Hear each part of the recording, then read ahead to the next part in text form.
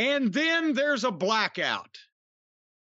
Never saw that coming. And then there's a spotlight, and laying in the spotlight, all stretched out on the floor, having been roughed up and treated in an ill fashion, is old Fago del Sol, another one of their 5-foot-tall, 120-pound masked goofballs. And he's just laying there.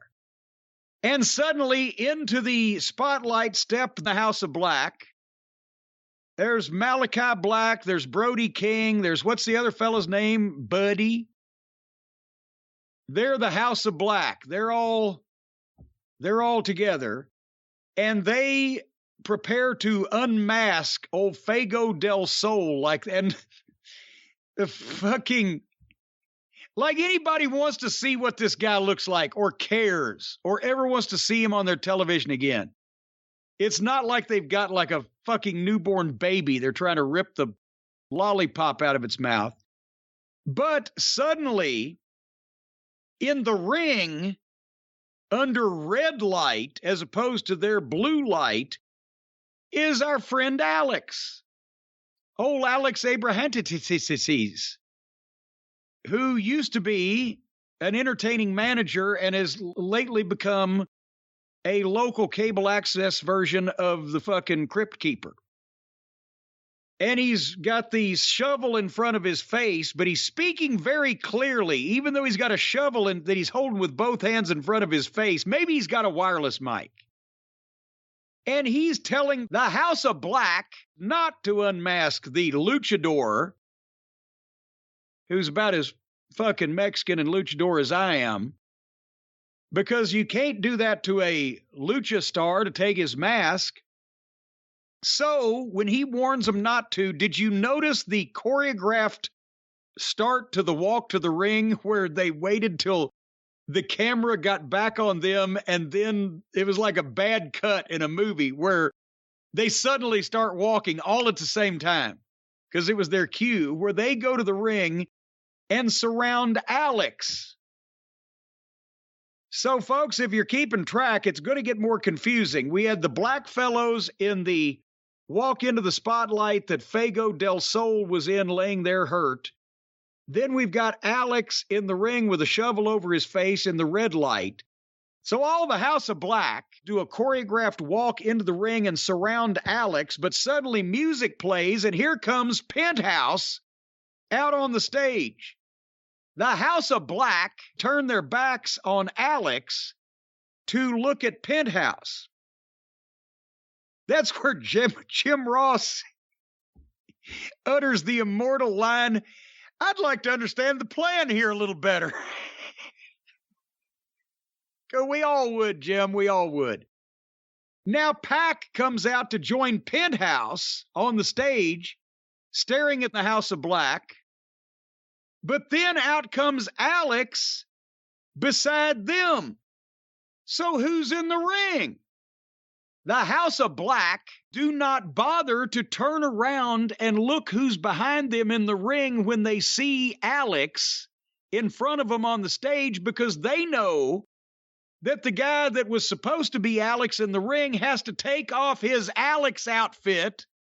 He's got to drop the shovel, take off the hood, take off the bodysuit, and reveal that it's Penthouse's brother Felix.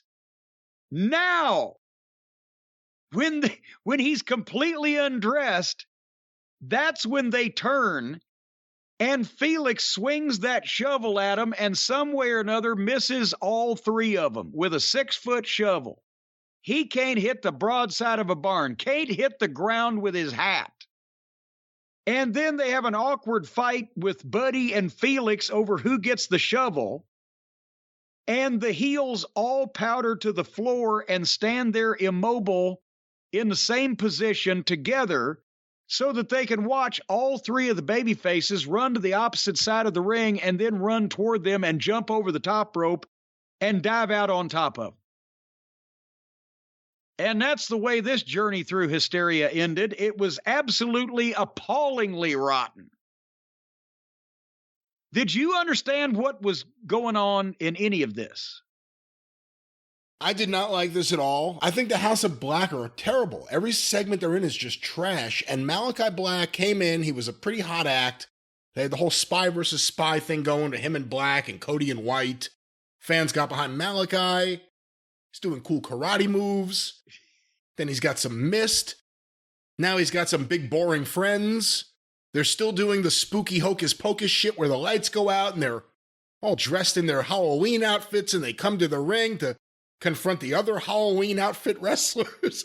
This is terrible. And don't forget, his aim was inerringly inaccurate with that mist. Oh, he never got anyone in the face. Got the top of the head. Sometimes he got like a cheek.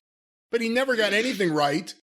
But they're terrible. I mean, the House of Black, they've made him boring, and they've also just made it so silly that I don't want to see it. In the middle of this show, a show that had FTR battling each other, like a match that existed in the real world, and Punk talking about wanting a title match, a match that exists or an angle that exists in the real world, the Wardlow thing, the Blackpool Fight Club, Eddie Kingston's issues with Jericho's fakeness, and then we get the hocus pocus shit.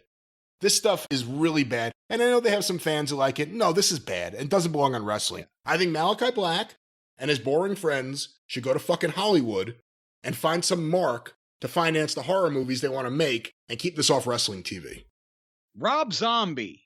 He remade every other horror movie and fucked it up. He might as well do that. But I don't know if he's a money mark for horror movies. There's a difference. Well, and I'll tell you again, maybe this is why they're constantly in the dark, because they know that it sucks and they don't want people to get a good close look at it. So that's why they're always in the dark. I hadn't thought about that. Let's cover that shit up. Don't. You're trying to sell this substandard product. Control the lighting. Subdued lighting. Don't let anybody get a good close look at it. They had an interview segment with Swerve and Darby because they're fighting each other on Friday. I can't remember now. Swerve's supposed to be a babyface? Yes, because he was aligned with Keith Lee. Okay, so now they're fighting each other for no reason.